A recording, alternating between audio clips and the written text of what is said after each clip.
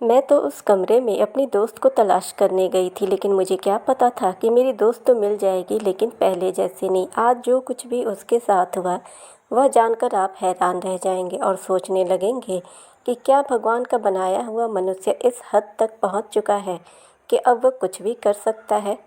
मैं आप लोगों को यह सच्ची कहानी सुनाने से पहले इतना ज़रूर कहना चाहती हूँ कि अब यह समाज समाज नहीं रहा। इसे समाज कहना छोड़ दें। अब यह एक जंगल है और जो यहाँ पर शिकारी नहीं होता है वह यहाँ पर शिकार होता है। और मेरी दोस्त के साथ भी ऐसा ही हुआ, क्योंकि वह खुद शिकारी नहीं थी, इसलिए शायद शिकार हो गई। उसका नाम माला था। वह बहुत ही ज़्यादा सुंदर और खूबसूरत थी। उसकी बड़ी बड़ी आँखें मुझे बहुत अच्छी लगती थी। उन आँखों में बड़े बड़े ख्वाब भी थे और उम्मीदें भी। वह अपने परिवार वालों के लिए, अपने देश के लिए कुछ करना चाहती थी। हम लोग मेडिकल कॉलेज में पढ़ते थे और डॉक्टर बन रहे थे और हमारे आखिरी दिन थे। इसके बाद हमारी ड्यूटी भी शुरू होने वाली थी। पता है, बहुत से लोग डॉक्टर बनना चाहते हैं, पर उसके पीछे सिर्फ दो वजह होती है। असल में दो वजह ही होती है, बताई तीन जाती हैं। पहली यह होती है कि डॉक्टर को बहुत ज़्यादा पैसे मिलते हैं, अच्छी नौकरी मिल जाती है। अगर दिन में वह सरकारी नौकरी करे, शाम को अपना क्लिनिक बनाकर भी बैठ सकता है। धड़ाधड़ कमाई होती है, हाथ में पैसा ही पैसा होता है। दिन में 100 मरीज देखने वाला डॉक्टर एक दिन में ही 20,000 कमा लेता है।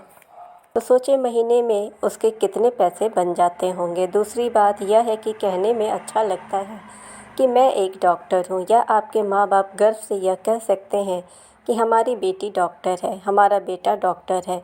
बस इतना सुनकर ही अच्छा रिश्ता मिल जाता है कि लड़का या लड़की डॉक्टर है, और यह समझेंगे इंसान की सारी ज़िंदगी एक अच्छे रास्ते पर बदल जाती है। लेकिन माला की ऐसी कोई सोच नहीं थी। लोग तीसरी वजह यह बताते हैं कि हम इंसानियत की सेवा करना चाहते हैं, पर ऐसा कुछ नहीं होता है।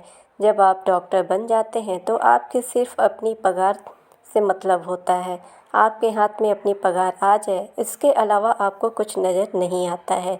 यहाँ तक कि कभी कभी डॉक्टर मरीज़ से भी तंग आ जाता है कि मरीज़ कैसे सवाल कर रहा है। सरकारी अस्पताल में नौकरी मिल जाए तो बड़ी अच्छी बात होती है, लेकिन सरकारी अस्पताल में सारे अनपढ़ और गरीब लोग आते हैं जिनको ज़्यादा बातें भी नहीं आती हैं। वे सवाल भी ज़्यादा पूछते हैं, लेकिन माला ऐसी नहीं थी। वह सबका बहुत ख्याल रखती थी। लोग नाइट ड्यूटी से दूर भागते हैं, लेकिन वह जानबूझकर नाइट ड्यूटी लेती थी। कहती थी कि रात में भी तो मरीजों को किसी की ज़रूरत हो सकती है।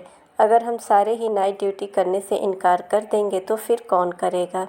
यहाँ तक कि अगर उसकी बारी नहीं होती थी और हम कहते थे कि नहीं सर, हम नाइट ड्यूटी नहीं ले सकते, तब और वह खुद ही नाइट ड्यूटी लेकर हम सबको भी बचा लेती थी। हम ऐसे अस्पताल में काम करते थे कि जहाँ पर डॉक्टर बनना भी सिखाया जाता था।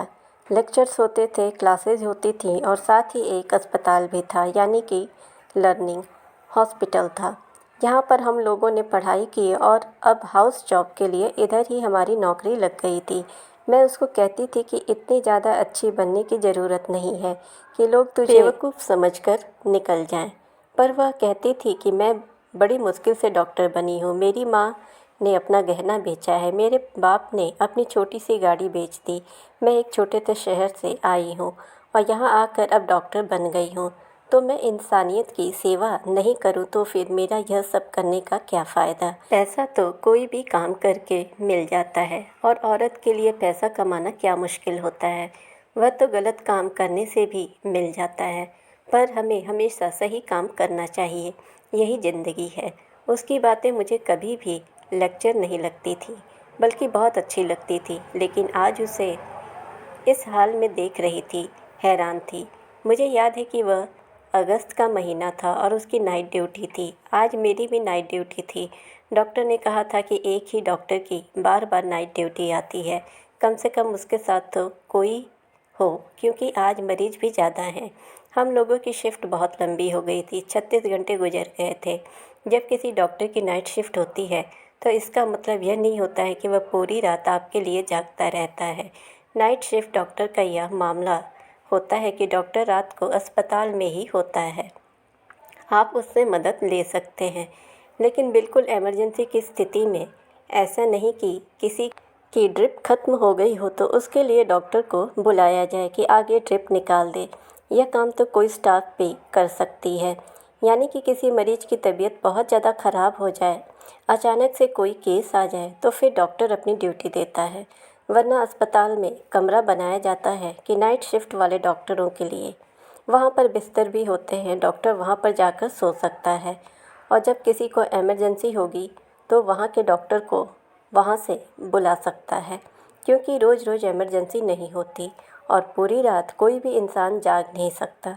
इसलिए हर अस्पताल में यह सुविधा मौजूद होती है। माला बहुत ज़्यादा सुंदर नहीं थी। वह कोई ऐसी सुंदर नहीं थी कि उसको देखकर कोई यह कहता कि कितनी सुंदर है, जैसे कोई परी हो।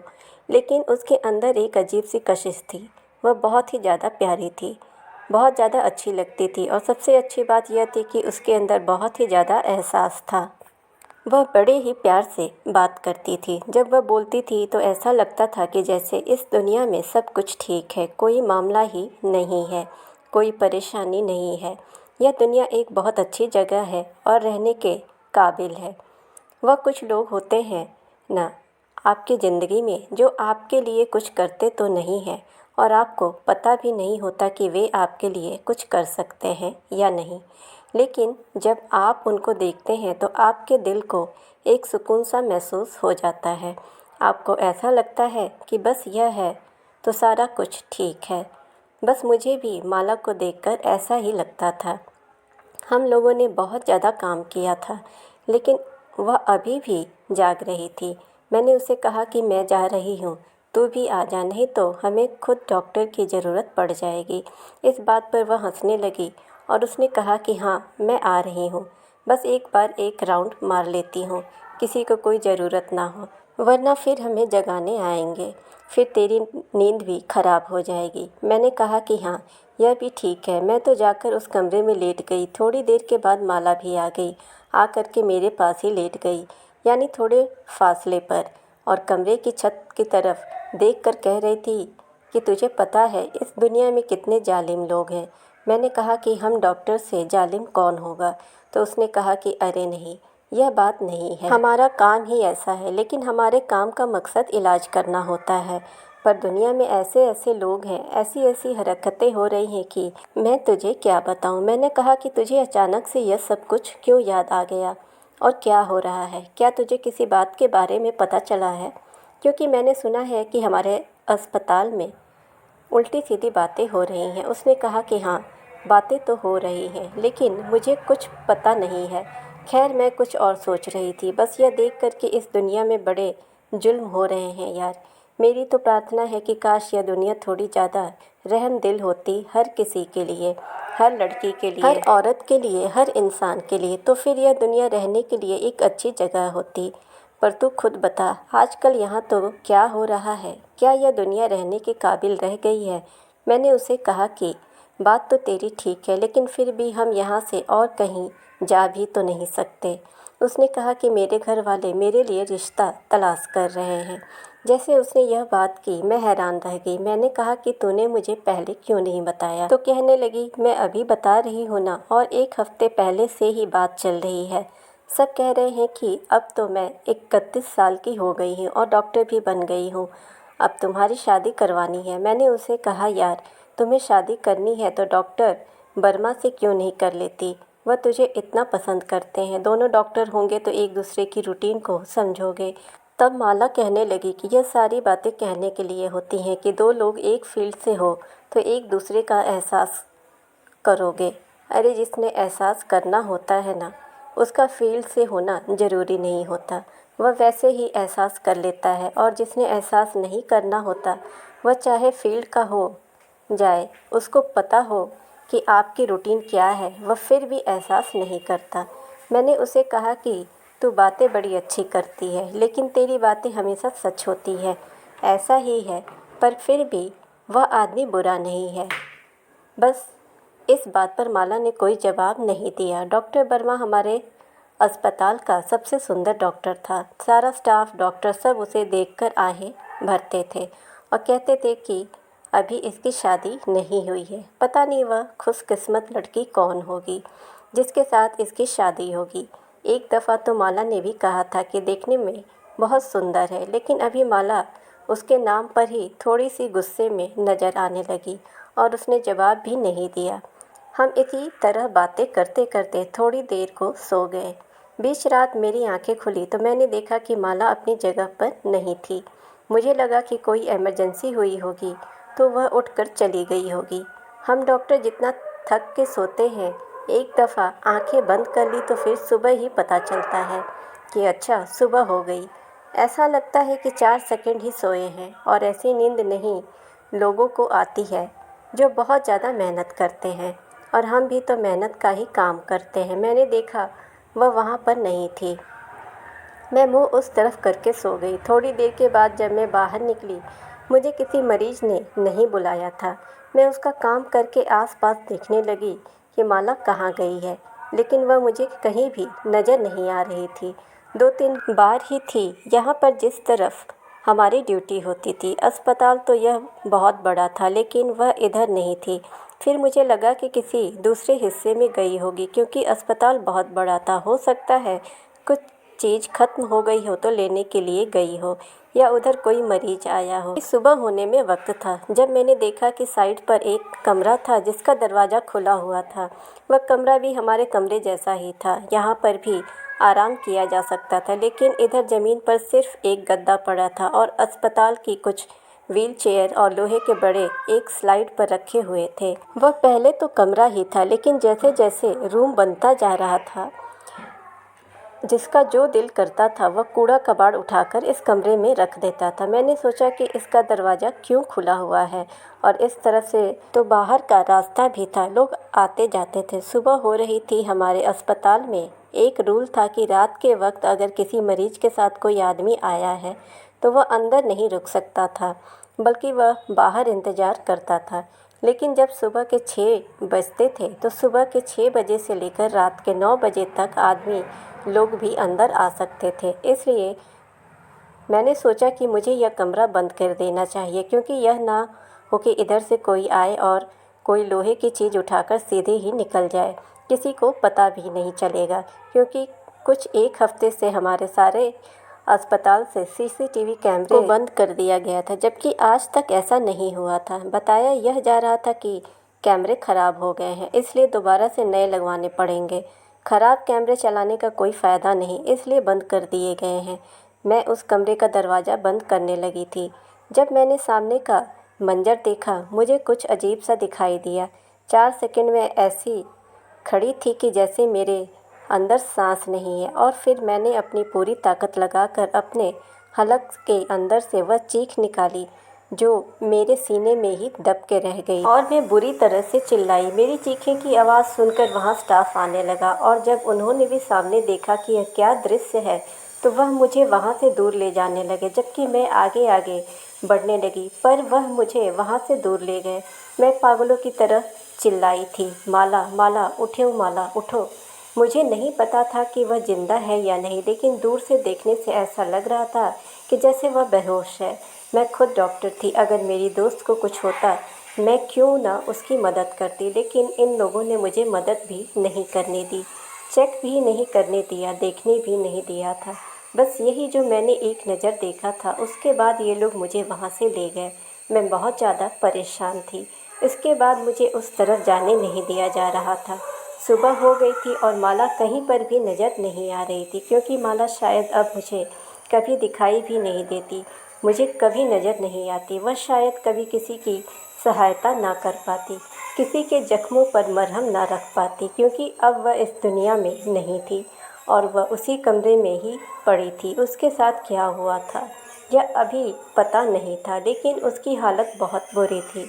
उसके शरीर पर कोई कपड़ा नहीं था। मुझे वहाँ से भगा दिया गया था और मुझे कहा जा रहा था कि तुम्हें इस मामले में कुछ नहीं बोलना है, नहीं तो तुम्हें निकाल देंगे। हमें लगता है कि डॉक्टर माला ने खुदकुशी कर ली है, यानी कि उसने आत्महत्या कर ली है और अपने आप को ख़त्म कर लिया है। पर ऐसा कैसे हो सकता था? वह इतना बड़ा कदम नहीं उठा सकती थी। वह एक बहुत ही अच्छी और ज़िंदगी से भरी हुई लड़की थी। वह कभी भी नाउम्मीद की बातें नहीं करती थी। उसकी ज़िंदगी के कुछ वक्त थे और मुझे रात को बता रही थी कि मेरी शादी होने वाली है, मेरे माँ बाप मेरे लिए रिश्ता देख रहे हैं। ऐसे में वह क्यों अपनी जान को खुद ख़त्म करेगी, और अगर उसने आत्महत्या की थी तो फिर उसकी ऐसी हालत क्यों थी। मुझे भी सही तरीके से पता नहीं चल रहा था, कोई बात नहीं बता रहा था। लेकिन थोड़ी देर के बाद एक खबर पूरे अस्पताल में आग की तरह फैल गई और मेरे कानों तक भी पहुंच गई थी। वह खबर यह थी कि डॉक्टर माला के साथ बहुत बुरा हुआ है, और यह बुरा करने वाला कोई 8 से 10 लोग थे। कहाँ गए किसी को पता नहीं है। डॉक्टर माला इस दुनिया से जा चुकी हैं, और अस्पताल वाले यह कह रहे थे कि डॉक्टर माला ने आत्महत्या कर दी है। मेरे दिल पर क्या गुजरी थी मैं जानती थी। मुझे ऐसा लग रहा था कि जैसे जो कुछ माला के साथ हुआ वह माला के साथ नहीं बल्कि मेरे साथ हुआ है। अस्पताल में ऐसे लोग अंदर आ सकते हैं और उसके साथ यह सब कुछ हो सकता है। मुझे भी बुला लिया गया और कहा कि तुमने अपनी ज़ुबान नहीं खोलनी है, तुमने कुछ नहीं देखा, क्योंकि अगर तुमने अपनी ज़ुबान खोली और किसी को भी कुछ बताया तो हमारे अस्पताल की इमेज बहुत ख़राब हो जाएगी। यहाँ पर ना तो कोई पढ़ने के लिए आएगा और ना कोई डॉक्टर बनेगा। अगर तुमने कोई भी शिकायत करने की कोशिश की, हम तुम्हें इस अस्पताल की नौकरी से निकाल देंगे और तुम्हारे खिलाफ़ केस बनाएंगे कि तुम अच्छी डॉक्टर नहीं हो। तुम्हारे हाथों से कई मरीज ख़त्म हुए हैं, फिर तुम्हें किसी और अस्पताल में भी नौकरी नहीं मिलेगी। मैं भी माला की तरह गरीब घर से ही थी और अपने माँ बाप को जेवर बेचकर डॉक्टर बनाते हुए देखा था, इसलिए मैं चुप हो गई। लेकिन मेरा दिल किस कदर परेशान था और कैसे फटा जा रहा था यह सिर्फ मैं ही जानती थी। जब माला के घर वालों को फ़ोन किया गया तो मैं वहीं पर मौजूद थी कि अंदर अपने घर से निकले होंगे, किस तरह निकले होंगे, क्या वह रो रहे होंगे, क्या एक दूसरे से यह बात कर रहे होंगे कि पता नहीं सच क्या है और झूठ क्या। अपनी बेटी को बार उन्होंने कहा कि मेरी वाली माला की बात कर रहे हैं आप। कैसे प्यार से कहा था उन्होंने कि मेरी माला की बात, और उसकी माला भी इस दुनिया में नहीं रही। सर ने कहा कि हाँ, उसी की बात कर रहे हैं, उसने आत्महत्या कर ली है। लगता है उसकी ज़िंदगी में कोई लड़का था जिसके पीछे उसने यह सब कुछ कर लिया है। आप आ जाएं, उसकी बॉडी कलेक्ट कर लें, और हम लोग मजाक नहीं कर रहे हैं, खत्म कर लिया है। पर ऐसा कैसे हो सकता था, वह इतना बड़ा कदम नहीं उठा सकती थी। वह एक बहुत ही अच्छी और ज़िंदगी से भरी हुई लड़की थी। वह कभी भी नाउम्मीद की बातें नहीं करती थी। उसकी ज़िंदगी के कुछ वक्त थे और मुझे रात को बता रही थी कि मेरी शादी होने वाली है, मेरे माँ बाप मेरे लिए रिश्ता देख रहे हैं। ऐसे में वह क्यों अपनी जान को खुद ख़त्म करेगी, और अगर उसने आत्महत्या की थी तो फिर उसकी ऐसी हालत क्यों थी। मुझे भी सही तरीके से पता नहीं चल रहा था, कोई बात नहीं बता रहा था। लेकिन थोड़ी देर के बाद एक खबर पूरे अस्पताल में आग की तरह फैल गई और मेरे कानों तक भी पहुंच गई थी। वो लोग यहाँ पहुँचे तो अस्पताल वालों ने बॉडी देने से इनकार कर दिया और कहा कि अभी कुछ बातें हैं जो हम देख रहे हैं। उन्होंने यह तो बता दिया था कि माला इस दुनिया में नहीं है, और एक नज़र माला को दिखाया भी था। उसके माँ बाप की हालत बहुत अजीब थी, दोनों ही बूढ़े थे, उनकी एक ही बेटी थी और उसके 2 भाई और भी थे। हालत बड़ी ख़राब थी दोनों की। मुझे उसकी माँ जानती थी, मेरे से पूछने लगी। मुझे जो पता था मैंने बता दिया, और यह भी बताया कि अस्पताल वाले मुझे भी धमका रहे हैं, कहते हैं कि आपको नौकरी से निकाल देंगे। उन्होंने कहा कि तुम FIR नहीं करो, हम तुम्हारा नाम कहीं भी नहीं लेंगे। मैं उनको कैसे तसल्ली देती। 3 घंटे का इंतज़ार करवाने के बाद उन्होंने माला को उनके माँ बाप के हवाले कर दिया और वह वहाँ से उसे ले गए। पोस्टमार्टम भी करवाया गया था। पोस्टमार्टम की रिपोर्ट ऐसी थी कि देखकर आंखों से आंसू आ जाते थे। जिसको भी इस बारे में पता चलता वह हैरान रह जाता था। उसके बाद में वापस अपने घर आ गई। मुझे भी बड़ा मुश्किल से छोड़ा गया। बार बार मुझे कह रहे थे कि किसी को कुछ बताना नहीं, और मेरा जो फाइनल बयान लिखवाया गया था उसमें मुझे यह लिखवाया गया था कि मुझे कुछ नहीं पता। मैं तो सो रही थी, माला भी कमरे में सो रही थी, लेकिन सोने से पहले वह यह कह रही थी कि मैं आत्महत्या करना चाहती हूँ। जब मैंने पूछा तो उसने बताया नहीं कि वजह क्या है, और उसके बाद जब मैं सुबह उठी तो वह आत्महत्या कर चुकी थी और मैंने उसे कुछ ऐसी हालत में देखा था। मुझे यह बयान ले लिया गया और मैंने भी दे दिया क्योंकि मैं भी अपने माँ बाप की इकलौती बेटी थी। क्या मैंने अपने दोस्त के साथ गद्दारी की थी? शायद हाँ।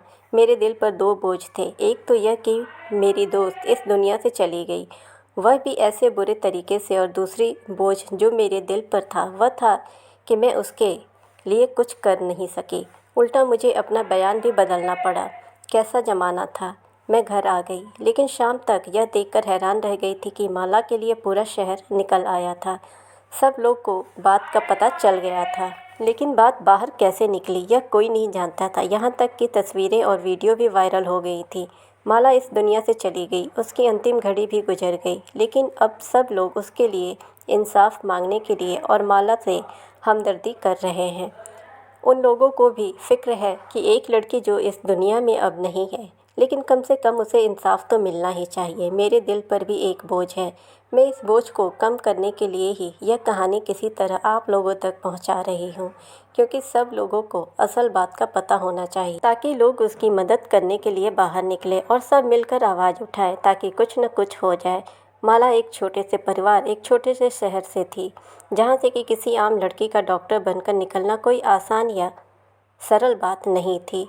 उसे उसके लिए बहुत ज़्यादा मेहनत करनी पड़ती थी। डॉक्टर वही बनता है जो मेहनत करता है, और ऐसे छोटे से शहर से उठकर डॉक्टर बनना एक बहुत ही बड़ी बात थी। कुछ डॉक्टर बहुत ज़्यादा बदतमीज़ होते हैं, मरीज के साथ बदतमीज़ी करते हैं, उसके साथ आए हुए लोगों के साथ बुरी बुरी बातें करते हैं, उनको बाहर निकाल देते हैं। यह नहीं समझते कि कोई भी इंसान जो मरीज के साथ आता है वह अस्पताल को शुद्ध समझ कर नहीं आता। उसे कोनों कोनों में जाकर यह नहीं देखना होता है कि अस्पताल कैसा है, कौन सी चीज़ कहाँ पड़ी है। जाहिर है वह अपने मरीज के लिए ही परेशान होता है, लेकिन कुछ डॉक्टर उसे बुरी बुरी बातें सुना देते हैं और कहते हैं कि हम संभाल लेंगे, आप यहाँ से चले जाओ। मुसीबत तो सिर्फ वही होती है ना जो आपके अपनों के ऊपर होती है। दूसरों की मुसीबत तो आपके लिए कुछ नहीं होती। दर्द तो वही होता है जो खुद को होता है। जो दूसरों को होता है वह दर्द थोड़ी होता है, वह तो नाटक होता है। इस तरह के डॉक्टर भी होते हैं और हर इलाके, हर शहर, हर देश में होते हैं, और हम सब जानते हैं कि हमारा भी कभी न कभी ऐसे डॉक्टर से पाला ज़रूर पड़ा होगा। लेकिन अगर मैं माला की बात करूं तो मैं अभी भी यह सोच सोच कर रो रही हूं कि एक तो वह बहुत अच्छी डॉक्टर थी, और फिर वह कितनी ज़्यादा अच्छी डॉक्टर थी। वह सिर्फ डॉक्टर ही नहीं थी, उसे इंसानों से भी प्रेम था। वह कहती थी कि मैंने सबकी सेवा करनी है। अपने से ज़्यादा वह अपने मरीजों के बारे में सोचती थी। कहीं भी गलती नहीं करती थी। बहुत तेज़ थी। उसके अंदर काम करने की सच्ची लगन थी। वह कभी भी अपने काम से थकती नहीं थी। वह कहती थी, जो काम करने के मैंने सपने देखे हैं उस काम को करने से क्यों परेशान होंगी मैं तो कभी भी नहीं थकूंगी। वह ऐसे तेज़ तेज़ भागती, एक मरीज भले उसे 10 दफ़ा बुलाता, वह कभी भी गुस्सा नहीं करती थी। उसके चेहरे से भी नज़र नहीं आता था कि उसको गुस्सा आ रहा है, बल्कि वह अच्छे तरीके से जवाब देती थी और अच्छे तरीके से बात करती थी। नाइट ड्यूटी भी तो इसीलिए बार बार लगवाती थी, क्योंकि मुझे पता था कि नाइट ड्यूटी मुश्किल होती है, लेकिन रात में भी मरीजों को डॉक्टर की ज़रूरत होती है। इस देश को, इस अस्पताल को, ऐसे इलाके को एक बहुत अच्छी डॉक्टर से महरूम कर दिया। नहीं तो वह बहुत अच्छी डॉक्टर बनती और इससे भी ज़्यादा नाम बनाती, लोगों की मदद करती, क्योंकि ऐसे लोग हज़ारों में कम होते हैं। लेकिन मैंने एक बात देखी है कि अच्छे लोग जल्दी मर जाते हैं। कहते हैं कि जब तक इस दुनिया में एक भी अच्छा इंसान बाकी रहेगा, तब तक यह दुनिया ख़त्म नहीं होगी। इसलिए शायद सारे अच्छे इंसान ही सबसे पहले इस दुनिया से चले जाते हैं और बुराई देर से मरती है। बस अब यह हमारी यादों में है। उसकी तकलीफ़, उसका दर्द तो ख़त्म हो गया, लेकिन हम सब लोगों का शुरू हो गया, क्योंकि उसने जाते जाते हमें यह दिखा दिया कि इस दुनिया में कितने बुरे बुरे लोग मौजूद हैं, और हम लोग यहाँ पर महफूज नहीं हैं, सुरक्षित नहीं हैं, क्योंकि यहाँ पर ऐसे बुरे लोग भी रहते हैं जो लोग इस समाज में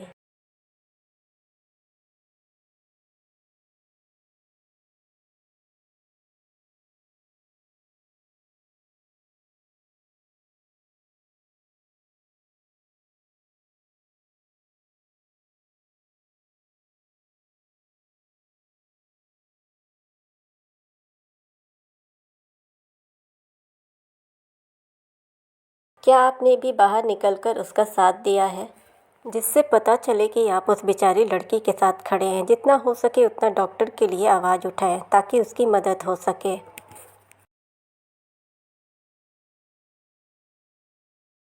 या कोई छोटा सा भी कदम उठाया है जिससे यह पता चले।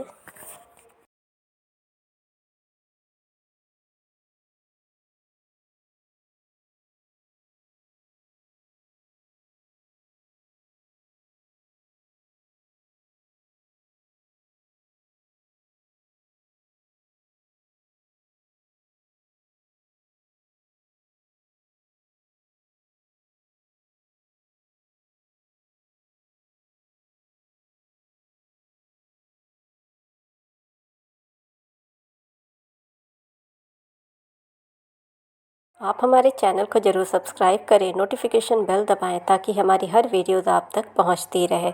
और इस कहानी को ज़्यादा से ज़्यादा शेयर करें और लाइक करें।